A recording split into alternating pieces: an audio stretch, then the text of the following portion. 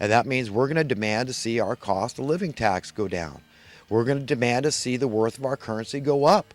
That's the only hope. We're going to get control over the issuance of currency through the printing of the currency. And we're going to decide if we're going to go into more and more debt, or if we're going to get this thing paid off, and we're going to get in the black, and we're going to not need a social welfare industry anymore. We're not going to have a dubious warfare industry anymore. We're not going to need a crime industrial complex anymore, because the vast majority of crime is being committed because of financial desperation, because we're not going to have any more financially desperate people. Okay? So we're not going to need this. We're not going to need this debt industrial complex out there.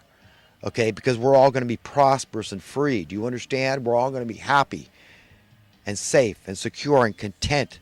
Okay? That's what's coming. So that's what we all need to get ready for. Yeah, I'm optimistic.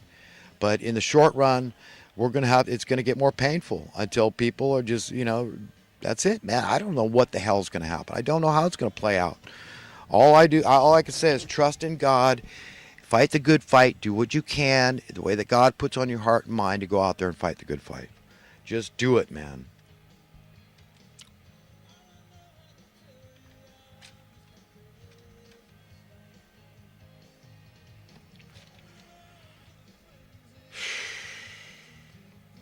But yeah, I was talking about the last president I supported was Jimmy Carter, a Democrat, of course.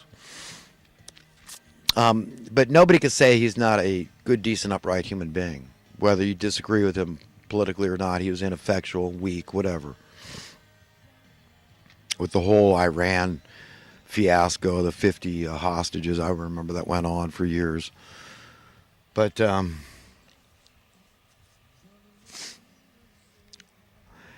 so Trump is the first president since Jimmy Carter that I liked, that I genuinely trusted and supported. A Republican. So one's a conservative Republican, one's a liberal Democrat. But you see, there's more than one way to skin a cat. I don't care how you fix the problem. Just fix the damn problems. That's what I want. I do believe Trump really wants to fix the damn problems. I really believe Jimmy Carter wanted to fix the damn problems as he knew them at that time in American history. And he knew that calling the bluff of those oil companies was one of them. It reminds me of Haiti, because he called their bluff, and the next thing you know, we don't have a supply shortage anymore, and so now, we're not going to have to raise your prices through the roof. And they had a very modest price increase, so gas might have gone from 29 cents to 32 cents a gallon back then in 1974, whenever it was. But I remember, wait in line. You had to wait in line to get your gas for a while. It was painful. About 2 weeks. They went by an odd-even system, so whatever the last number or first number, I can't remember, on your license plate was, then that depended on the day that you could go get gas. But it was calling their bluff, and it was painful for a while for Americans. But it ended.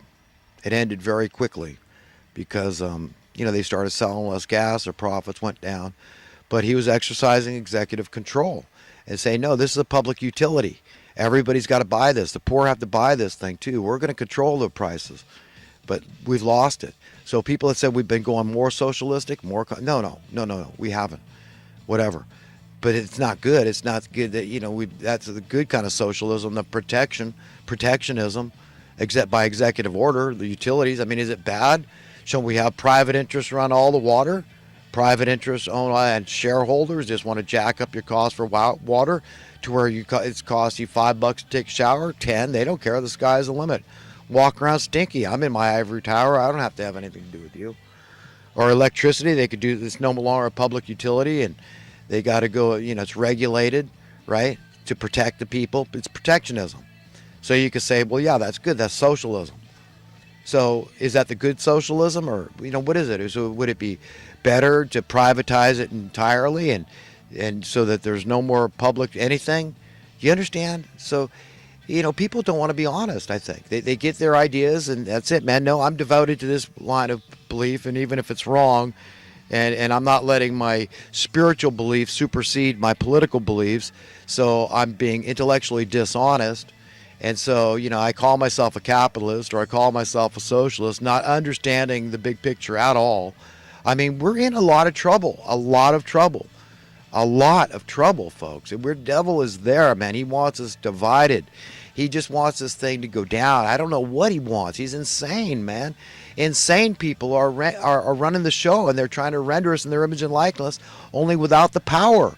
They don't want the regular peeps empowered and be able to control their economic destiny, to find freedom through prosperity across the board, nobody left out of the loop. You think they want that? You think they want a level playing field from birth? You think that they want that to be the policy in the land? You think they want to set America to set a shining light example for other nations to have that paradigm? Yeah, come on. We're in so much trouble, folks. We're in so much trouble.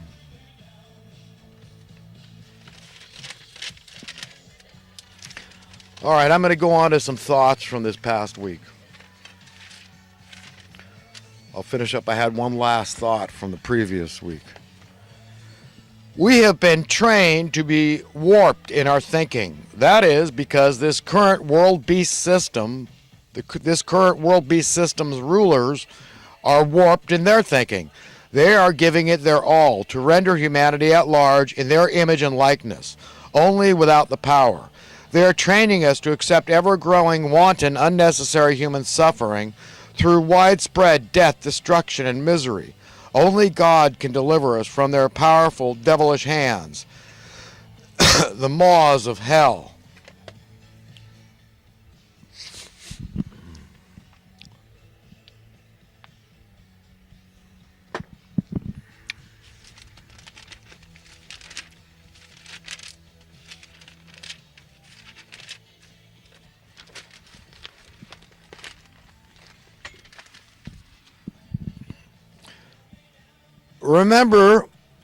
Do you remember who you were, or in what way you were different when you were a virgin? I do, and as much as I have enjoyed my sexuality, I actually liked the innocent, empowered young man I was as a virgin. And I can't help but wonder if death might be a similar paradigm. Yeah, I mean, if you're among the living, then you're a virgin in terms of ever knowing what it feels like to die, to be dead. We haven't walked through that door. And we can speculate, we can imagine, we can conjecture what it might be. You know, this idea of being free from the mortal coil and how blissful and beautiful that might be. That it can't drag us down anymore. We're not bound by these laws, these arbitrary laws, like being born, for example, with a cost of living tax, a noose hung around our necks from birth. We got to pay these evil overlords into this beast system, and the more we feed it, the more we're culpable, but we can't stop feeding it, or else we ourselves will perish, won't be allowed to live and survive. So, yeah, I could see where death could be a big relief for a lot of people, or imagine it, why people would kill themselves just to have that, escape pod. But you see, I don't recommend it because we don't know. There's no guarantee that it's better on the other side, okay, so to speak, right? The other side. We don't know. We haven't walked through that door. And so we make the best of this scene, try to get comfortable as we can and just be true to ourselves, be who we really want to be, not who we think we want to be superficially, egoistically, and in a vain sense, but to be who we really deep down want to be and not compromising that for anybody. Say, no, it's my soul, it's my character I'm trying to form here, and I've got to be who I want to be, like an omega man, instead of saying, well, I know that I'm an alpha male or a beta male or a sigma male or a gamma male or whatever, I'm an omega male. We're all like omega males, to a degree, because we're all individual. So you could be whatever male or female you want to be. And I guess, female, I haven't looked into it, but they have similar categories, nomenclature to describe the different types, right, of, types of women and types of men.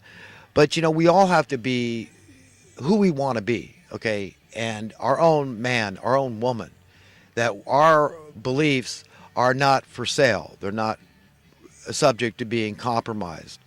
And that's a beautiful thing. That's a godly instinct we have to be individuals, but share a lot of commonalities with our fellow human beings. So there's no room for terminal uniqueness. So you think that, well, I've got a good excuse. People just don't understand. Only God understands. That's why I'm a drug addict or an alcoholic, and this or that cop out. I mean, if you're a drug addict or alcoholic, a sex addict or whatever it is, you don't, blame the fact that you're unique. You're just like everybody has a propensity toward being an addict of some sort. Okay, we all have these propensities, these addictive nature, inclinations to want to escape and have vices and ways to run away from our so-called quote reality. So in that sense, we're not unique. We are individual, but we have a lot in common, and we need to cling to that commonality that we have. That we have the fact that we have a lot more in common than out of common, and stay together on these issues. But sometimes I really wish that I was like the first 60-year-old virgin. I really do.